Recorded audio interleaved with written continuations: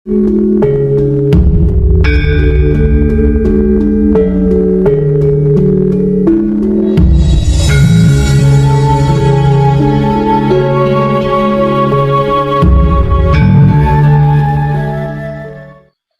coba setelah saya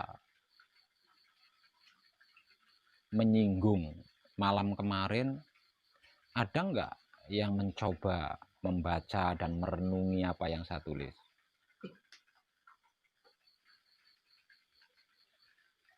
Ada nggak?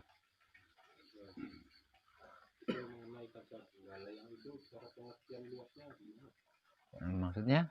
Yang dituliskan itu untuk pemahaman luasnya kan ada firman. Apa firman itu dari ungkapan, apa yang itu tumbuh dari kayak rasanya. Itu kan harus dipraktekkan, Mas. Harus dipraktekkan. Galilah rasa yang meliputi seluruh tubuhmu, karena di dalam tubuhmu ada firman. Masa nggak ngerti? Bukan luas, masa nggak ngerti maksudnya? Ya. Galilah rasa yang meliputi seluruh tubuhmu, karena di dalam tubuhmu ada firman Tuhan yang dapat menjamin jiwa ragamu, hidup matimu, dunia akhiratmu. Masa nggak ngerti maksudnya?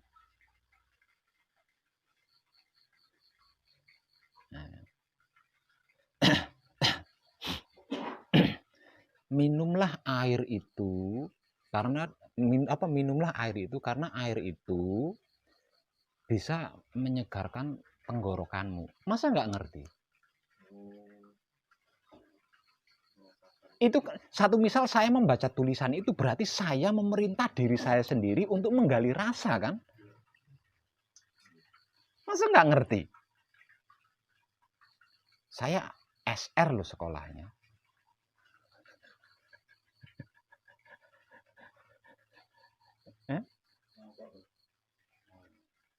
Kemudian itu kalau pemahaman saya apa mungkin kalau orang Jawa lagi diwit rasa lara diwit mangga. Tidak, terlalu jauh panjenengan memaknai.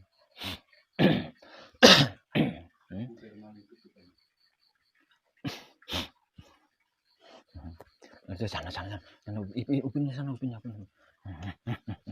Upin sedang kadangan sana Upin sana. Terlalu jauh panjenengan memaknai itu, terlalu jauh. Itu sederhana banget kok. Satu misal saya punya pertanyaan gitu ya. Caranya mencangkul tanah itu bagaimana ya? Caranya mencangkul tanah itu bagaimana ya? Nah, ketika pertanyaan itu ada di dalam diri saya membaca tulisan itu. Galilah rasa yang meliputi seluruh tubuhmu, karena di dalam tubuhmu ada firman Tuhan yang bla bla bla bla. Berarti caranya agar supaya mengetahui caranya, tekniknya nyangkul tanah, saya harus menggali rasa yang ada di dalam diri saya. Dengan seperti itu, saya akan menguasai ilmu mencangkul tanah. Saya yang membaca berarti saya memerintah diri saya sendiri untuk menggali rasa yang ada di seluruh tubuh saya. Sesederhana itu panjenengan nggak paham. Masih belum klik kan ya? Tuh kan?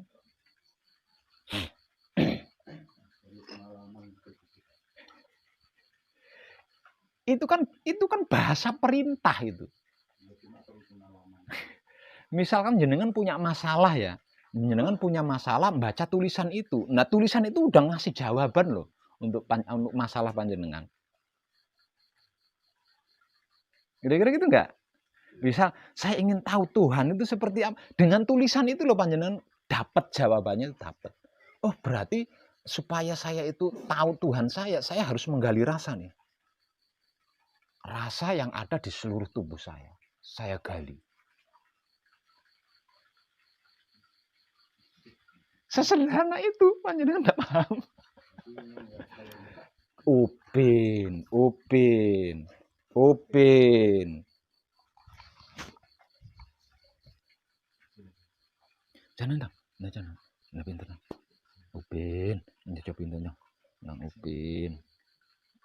Upin, itu pinter. Upin sana lagi. Ini lagi kadangan Upin, lagi kadangan. Aja pinter, kasihkan. Sana. Berarti bisa disimpulkan yang sampai padang itu sumber Pak Habib. Sumber.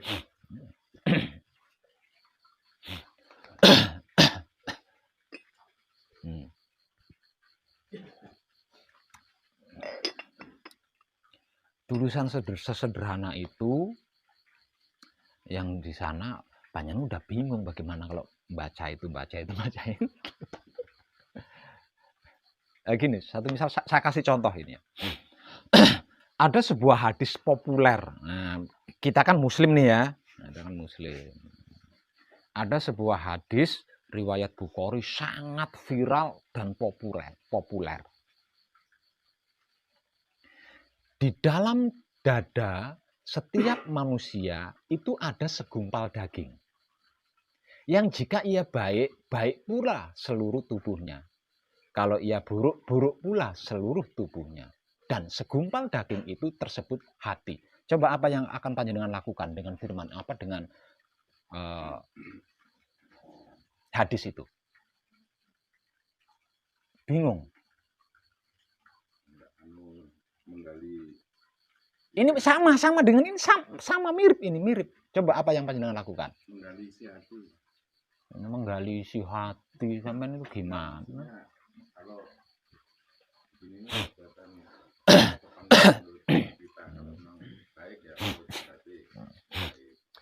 galilah rasa yang meliputi seluruh tubuhmu. Di dalam tubuhmu ada firman Tuhan yang dapat menjamin jiwa ragamu, dunia akhiratmu, hidup matimu. Ini sama. Di dalam dada Adam, kalau dihadiskan seperti itu. Di dalam dada setiap manusia itu ada segumpal daging. Yang jika ia baik, baik pula seluruh tubuhnya. Kalau ia buruk, buruk pula seluruh tubuhnya. Segumpal daging ini tersebut hati. Coba apa yang panjenengan lakukan? Memelihara hati.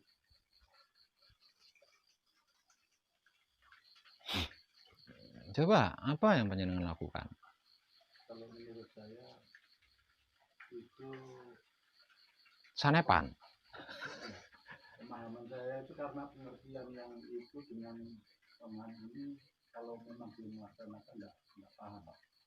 Karena kalau pengertian bersihnya hati dalam yang kebiasaan sehari, kebiasaan yang saya lakukan itu bersih hati itu berarti perilaku.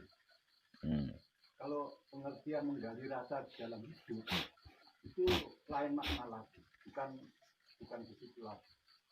Bukan itu yang saya tanyakan. Dengan kaca benggala, dengan hadis tadi, apa yang akan panjenengan lakukan? Sederhana kan pertanyaan saya. Apa yang akan panjenengan lakukan? Soalnya jawab ini sama gitu loh ya. Kaca benggala dengan hadis yang saya maksud tadi, ini sama ini. Coba dengan kaca benggala dan hadis itu apa yang panjenengan lakukan? Enggak nyambung, Mas. Enggak nyambung. Coba perhatikan. Kaca benggalanya, kaca benggalanya seperti ini. Galilah rasa yang meliputi seluruh tubuhmu. Karena di dalam tubuhmu ada firman Tuhan yang dapat menjamin jiwa ragamu, hidup matimu, dunia akhiratmu. Ini kaca benggalanya. Ini sama dengan sebuah hadis paling populer. Ini sangat terkenal, hadis riwayat Bukhari. Bunyinya, di dalam setiap dada manusia itu ada segumpal daging. Yang jika ia baik, baik pula seluruh tubuhnya. Yang jika kalau ia buruk, buruk pula seluruh tubuhnya. Segumpal daging ini tersebut hati. Coba dengan kaca benggala dan hadis riwayat Bukhari ini, apa yang akan panjenengan lakukan coba? Kalau panjenengan sampai nggak tahu, pantas panjenengan bingung selama ini. meskipun kata hati. Pikiran. Ini bukan tentang kata hati, bukan ini. Ayo coba. Nggak paham ya?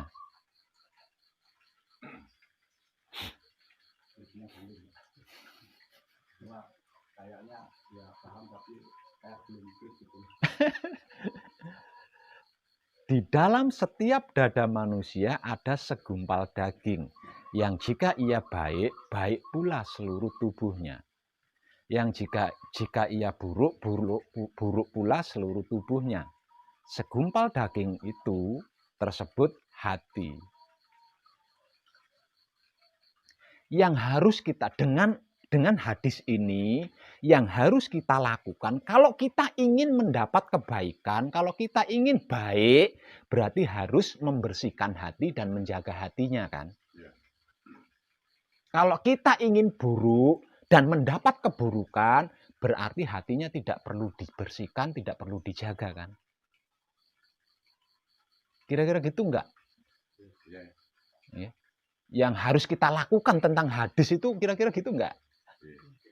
Nah ini sama. Galilah rasa yang meliputi. Ini sama ini. Berarti kalau kita ingin mengerti, ingin memahami, ingin mengetahui, berarti kita harus menggali rasa yang ada di seluruh tubuh kita. Gimana? Rasa apa? Rasa apa saja yang ada di dalam dirimu, kan seluruh tubuh. Rasa apa saja. Rasa mumet, rasa kacau, rasa pusing, rasa enak. Ya semuanya. Kan gitu. Bagaimana kepriben? Iya. Rasanya. Bukan apa ya semua yang kita lakukan. Bukan. Ini galilah rasa kan gitu.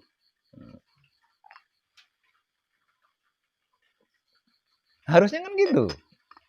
Sampai itu pantesan. Padahal hadis itu dari zaman bahula sampai sekarang dan panjenengan pasti pernah baca hadis itu. Panjenengan tetap seperti itu karena apa? Karena setelah membaca hadis itu panjenengan tidak melakukan gitu. Padahal dengan hadis itu gampang banget. Satu misal saya punya masalah hutang nih ya. Nah, ini nih. Satu misal saya punya masalah hutang. Entah gimana caranya kok saya membuka kitab, ketemu hadis itu gitu loh. Di dalam setiap dada manusia ada segumpal daging yang jika ia baik, baik pula seluruh tubuhnya. Kalau ia buruk, buruk pula seluruh tubuhnya. Segumpal daging itu tersebut hati. Saya sedang punya masalah hutang nih. Saya praktek. Karena apa? Karena saya ingin menyelesaikan hutang nih. Saya praktek membersihkan hati saya. Kemudian menjaganya agar tetap selalu bersih. Dengan seperti itu, diri saya baik, di luar diri saya pun baik. Nah, karena di luar diri saya juga menjadi baik, masalah utang itu kan nggak baik. Teratasi. Teratasi. Misal contoh lagi. Misal contoh lagi, saya mengalami kegagalan usaha, bisnis bangkrut, apa rezekinya seret dan lain bla bla bla bla bla bla bla. Dengan permasalahan-permasalahan itu saya membuka kitab, ketemu hadis tersebut di dalam setiap dada manusia ada, kemudian selesai Mas. Selesai. Oke. Lah ini sama dengan kaca benggala tadi itu sama gitu loh. Sama. Hanya perbedaannya kalau hadis tadi kan intinya kebersihan hati. Nah, kalau kaca benggala ini kan intinya rasa. Bedanya hanya di situ. Menggali rasa dengan membersihkan hati. Bedanya. Tapi intinya kan sama. Tuh.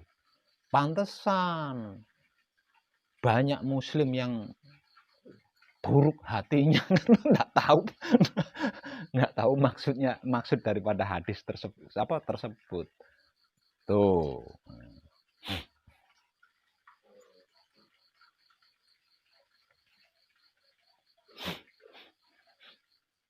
Paham?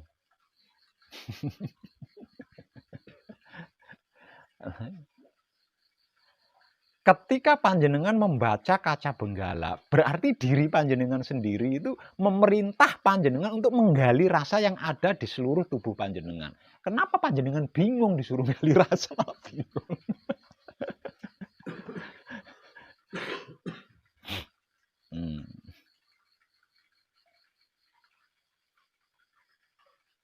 Jangan-jangan semua orang yang berkeyakinan ndak maksud nih dengan hadis tersebut ya. Makanya rajin sekali tuh membuli, berbohong, memfitnah, mengadu domba, syirik, iri, dengki, kan rajin semua itu tentang hal itu. Karena gagal paham tentang hadis tadi.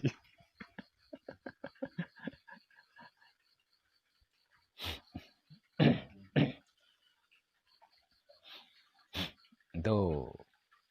Sebenarnya makanya saya enggak pernah menuding apapun itu salah gitu loh. Enggak pernah saya menuding. Karena apa? Karena apapun itu benar semua. Yang enggak benar itu kan yang mempelajari. Kalau yang dipelajari itu benar. Salah satu contohnya agama. Enggak ada satupun agama yang salah, itu enggak ada. Semua agama itu benar. Iya, yang enggak benar ini kan yang mempelajari agama ini tadi. Nah, salah satu contohnya tentang hadis itu tadi. Salah satu contohnya. Coba kalau setiap penganut agama mengkaji hadis yang berbunyi, di dalam setiap dada manusia itu ada segumpal daging yang jika ia baik, baik pula seluruh tubuhnya. Kalau ia buruk, buruk pula seluruh tubuhnya. Segumpal daging itu tersebut hati. Coba kalau semua penganut agamanya mengkaji itu dan mempraktekkan itu. Kira-kira ada nggak saling tuding? Ini baru saling tuding ya, belum parah nih. Setidak-tidaknya itu ada nggak saling nuding? Nggak akan ada, Mas. Nggak akan ada. Bukan cuma sampai di situ. Apapun bentuk permasalahan dunia terselesaikan di situ. Baik ini kan sempit itu ya. Baik itu sempit. Ya ini kalau dibahas kan luas. Baik itu kan simpel, singkat. Namun sesungguhnya itu kan luas. Sehat itu juga termasuk baik.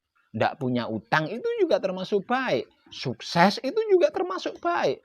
Cerdas itu juga termasuk baik kan. Nah.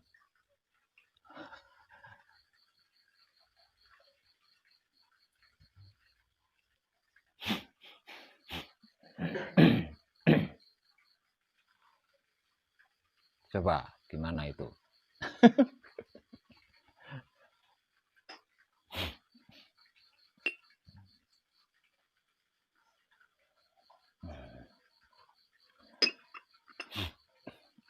Sekali lagi, untungnya yang sedang panjenengan kaji adalah Wahyu Pancagaib. Untungnya itu di situ.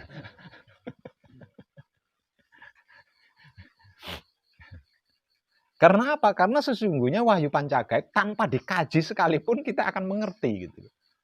Pada akhirnya itu kita akan mengerti, akan memahami, akan mengetahui. Hanya dengan dijalankan tok itu loh. Nggak ngerti, nggak paham, nggak tahu, tapi menjalankan. Entah pada akhirnya kapan, pasti akan mengerti, memahami, dan mengetahui. Itu loh Wahyu Pancagaib. Coba kalau yang lain, wow, jatuh bangun panjenengan. Nggak akan pernah mengerti itu.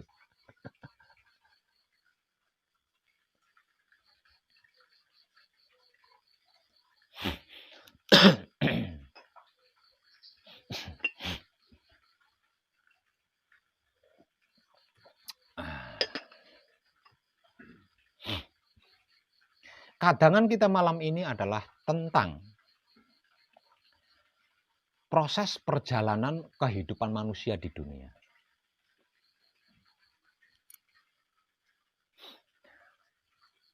Proses perjalanan manusia hidup di dunia itu, ini berawal dari kebutuhan. Berawal dari kebutuhan, berawal dari keperluan, atau berawal dari keinginan. Artinya, ketika pertama kali manusia hidup itu merasa punya kebutuhan, merasa punya kepentingan, merasa punya kemauan atau keinginan, berarti dimulai dari situ dia sedang start melakukan perjalanan.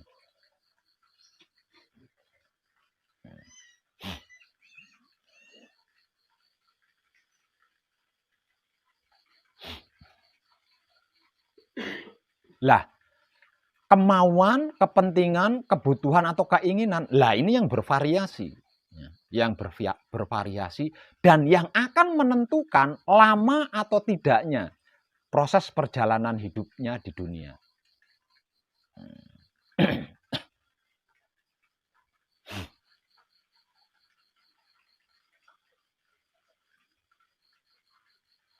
Bermula dari kebutuhan atau kepentingan atau keinginan atau kemauan, maka seseorang sudah pasti akan melakukan pencarian.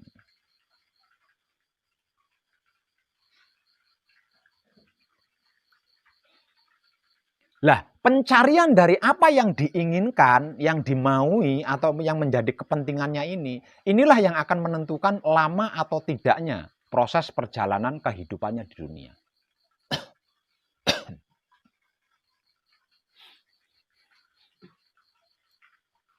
Misal contoh,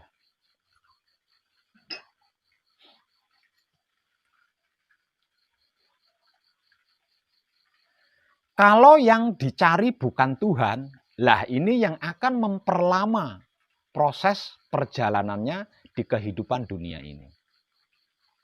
Namun, kalau yang dicari adalah Tuhan, lah ini yang akan mempersingkat proses perjalanan kehidupannya di dunia.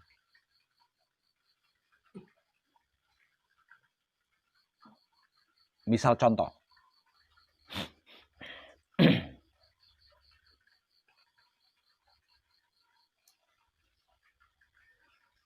saya ingin punya uang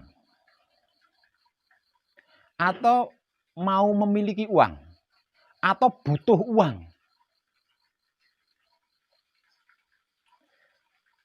Ketika saya punya keinginan tentang uang, maka dimulai dari situlah saya sesungguhnya sedang melakukan proses perjalanan kehidupan saya di dunia.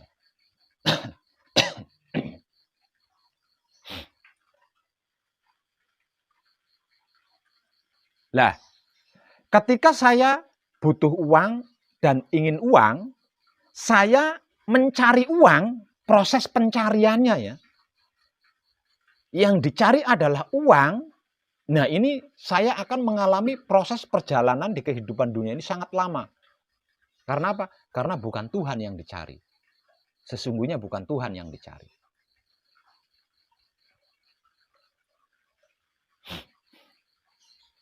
Dikarenakan saya ingin uang, butuh uang, kemudian saya mencari uang, maka dalam proses perjalanan kehidupan saya di dunia ini, pencarian ini saya menggunakan metode menghalalkan segala cara.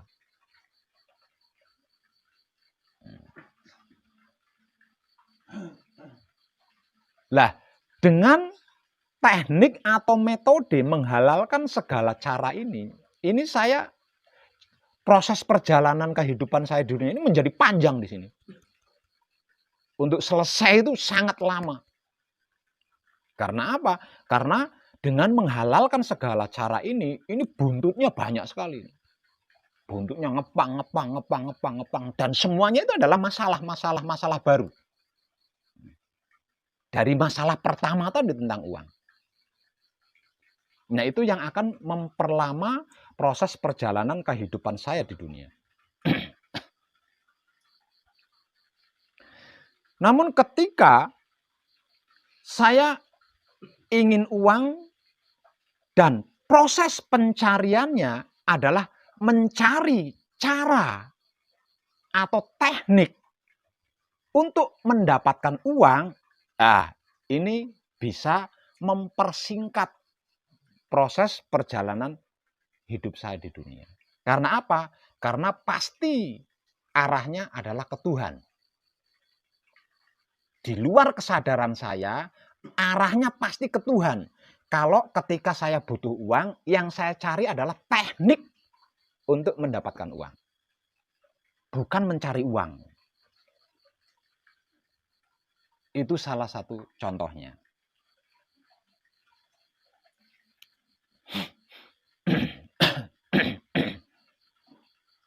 Dan ketika saya mencari cara, teknik untuk mendapatkan uang, entah kapan waktunya dan di mana tempatnya, saya pasti, ini pasti loh ya, ini pasti.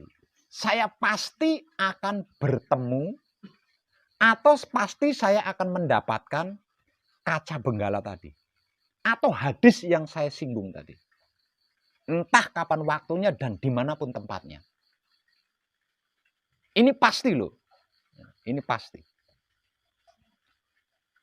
Dan bentuknya entah itu tulisan, entah itu keluar dari mulut seseorang. Itu pasti akan saya dapatkan. Ini proses perjalanan manusia hidup di dunia yang sesungguhnya. Itu seperti itu. Seperti itu. Namun, dikarenakan ketika saya butuh uang, yang saya cari uang, lah ini yang jadi kacau hingga sekarang. Gitu lah. Itu yang kacau hingga sekarang. Terlebih lagi dengan sebuah pemahaman untuk bisa mendapatkan uang ya harus bekerja. Dengan bekerja kita bisa mendapat bayaran uang. Benar, tapi tidak baik. Karena apa? Karena kalau mindset kita, cara berpikir kita seperti itu, ketika kita butuh uang, maka saya harus bekerja. Karena dengan bekerja, saya akan mendapat bayaran uang. Ini nggak ada cukupnya, Mas. Tidak akan mencukupi kebutuhan saya tadi loh. Awalnya kan berangkat awalnya kan dari kebutuhan tadi. Bisanya ketemu judul uang itu kan karena kebutuhan tadi. Nah, uang yang saya dapatkan hasil kerja ini tidak akan mencukupi kebutuhan saya. Lah ini yang memperpanjang proses perjalanannya ini. Sehingga kerja terus. Ini saya ngambil satu contoh sisi saja.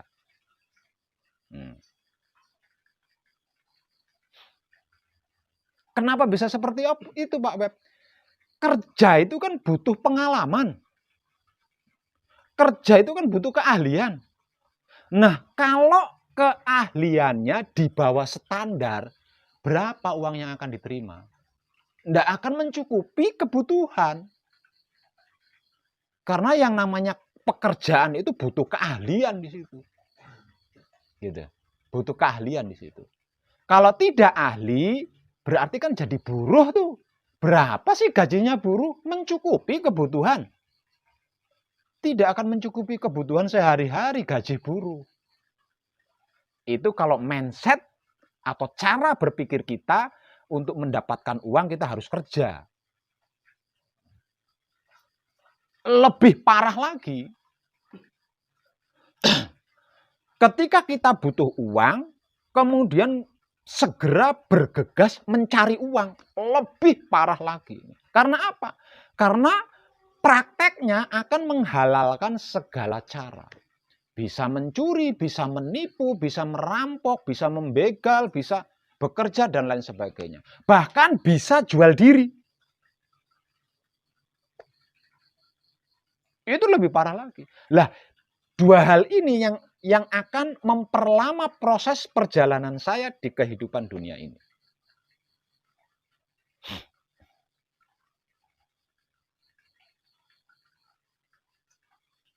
Namun ketika saya butuh uang, kemudian saya mencari cara, mencari teknik bagaimana untuk bisa mendapatkan uang, pasti. Ini pasti lagi, saya berani katakan pasti. Pasti kita akan menemukan seorang guru.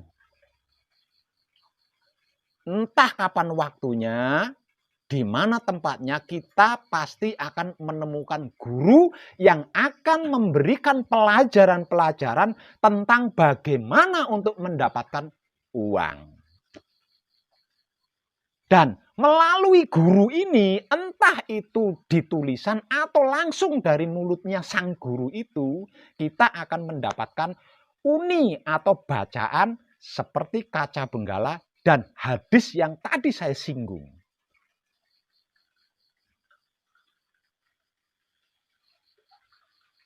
Sehingga di dalam prakteknya sukses. Dan itu yang akan mempersingkat proses perjalanan hidup saya di dunia.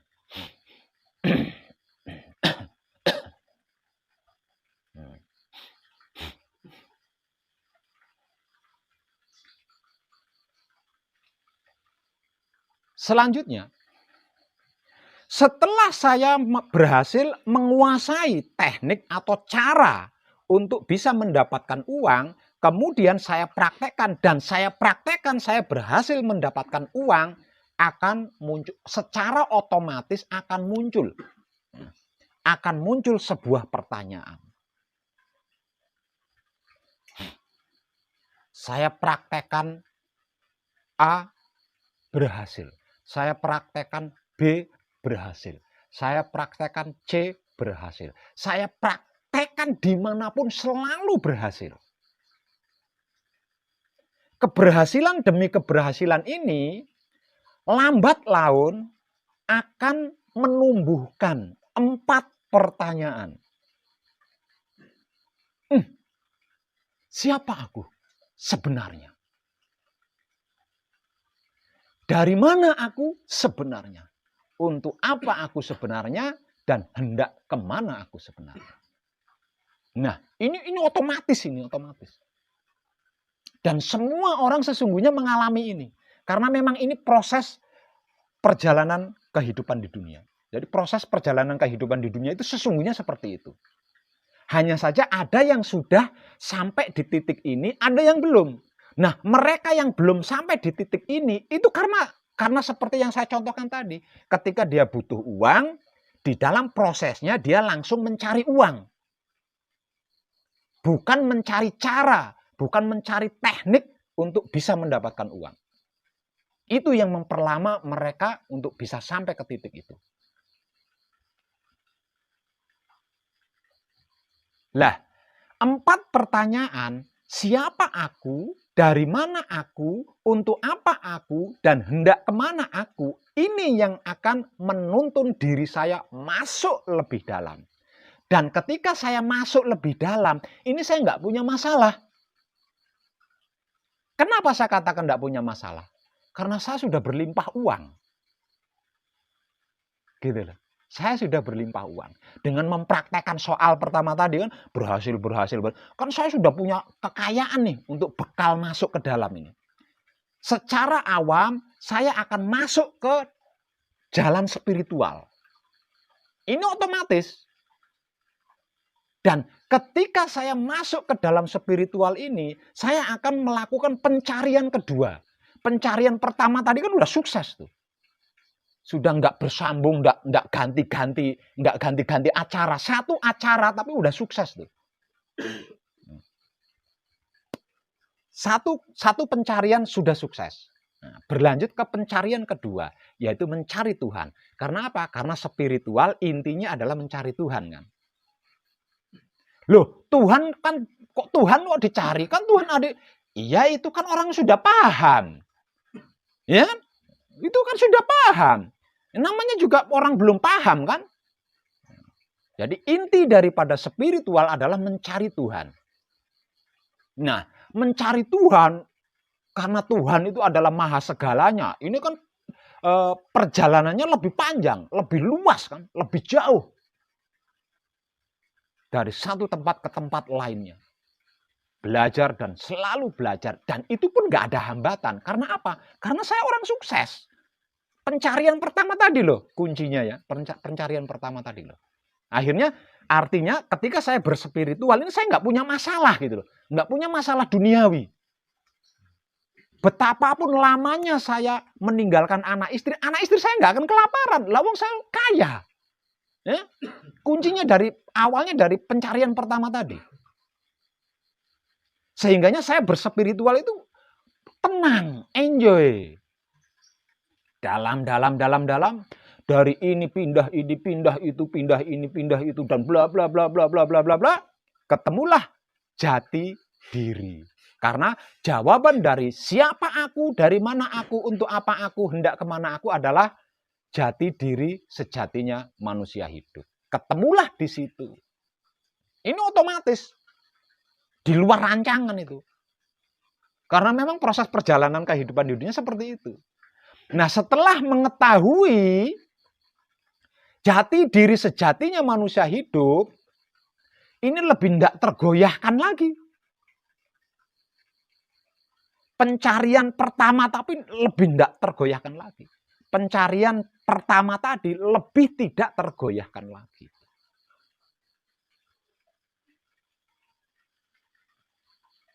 Sehingganya dengan pede, dengan percaya diri penuh,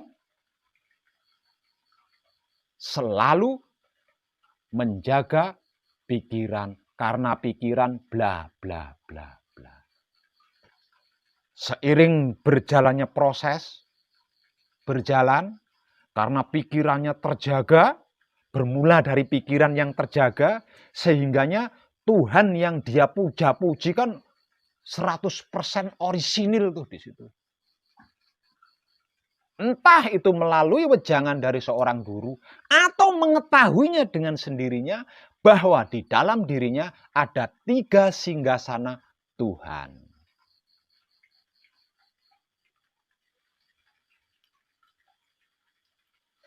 Nah, setelah entah mengetahui dari mulut guru atau mengetahui sendiri, setelah mengetahui bahwa di dalam dirinya ada 3 singgasana Tuhan, maka entah kapan waktunya dia akan bertemu dengan wahyu pancagaib.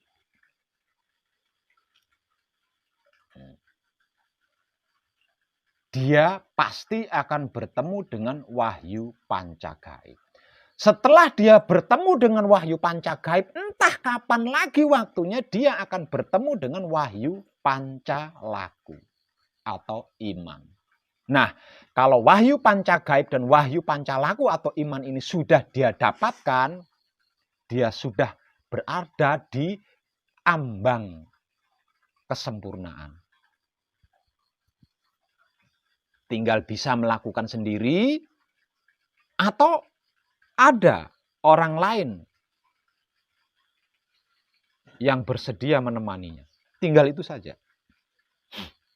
Itu proses perjalanan kehidupan di dunia yang sesungguhnya itu sebenarnya. Dan ini semua orang mengalami ini sebenarnya. Ada yang sudah sampai di titik kesadaran, ada yang belum. Yang belum sampai di titik kesadaran inilah yang saya ilustrasikan di awal tadi, ketika butuh uang, yang dicari uang. Itu yang memperlama.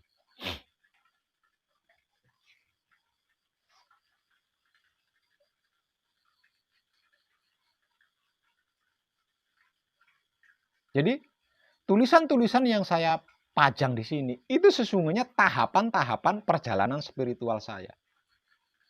Ini menyampaikan saya ke sini, ini menyampaikan saya ke sini, ini menyampaikan saya ke sini. Nah itu. Dan itu otomatis di luar rancangan saya.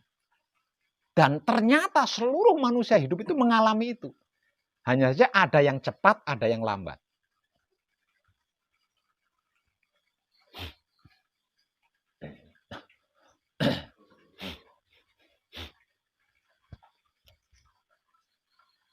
Dan yang lambat-lambat itu tadi, kemungkinannya itu memaknai kaca benggala atau hadis yang saya ungkap tadi seperti panjenengan tadi, yaitu yang pertama itu.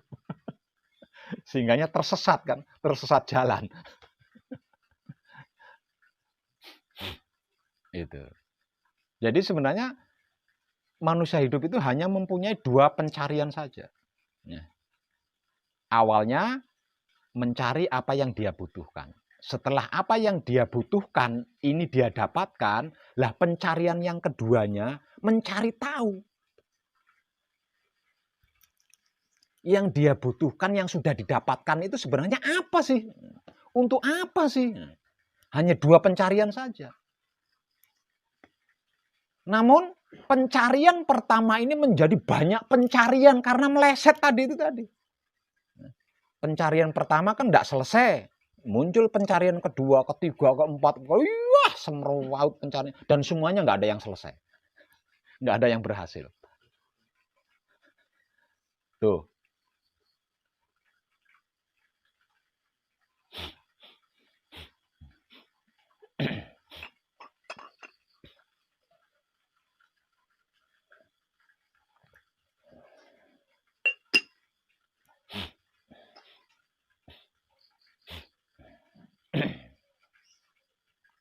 Jadi kesimpulannya, kalau hanya membutuhkan duniawi, kaca benggala itu sudah cukup, nggak butuh wahyu panca gaib. Hadis Nabi, riwayat Bukhari tadi nggak perlu.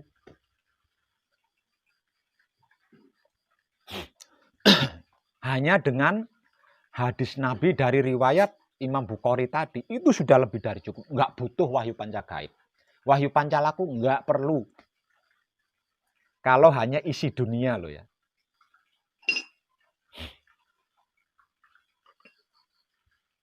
Hanya saja kan tidak semua orang klik di situ kan. Itu hadis. Bagaimana dengan ayat-ayat yang sekitab itu?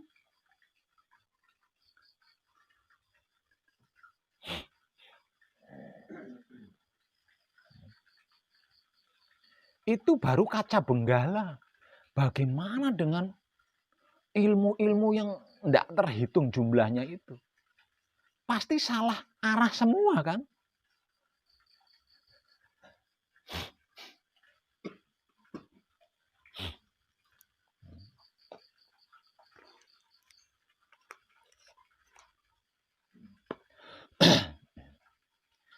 Sebenarnya kalau hanya masalah utang, datang ke sini itu enggak perlu belajar wahyu panca gaib. Cukup dengan kaca benggala tadi. Galilah rasa yang meliputi seluruh tubuhmu. Karena di dalam tubuhmu ada firman Tuhan yang dapat menjamin jiwa ragamu, lahir batinmu, dunia akhiratmu, hidup matimu. Itu aja udah bisa ngelunasin utang itu. Kalau cuma utang perkaranya, nggak perlu gembleng kayak gini, nggak perlu.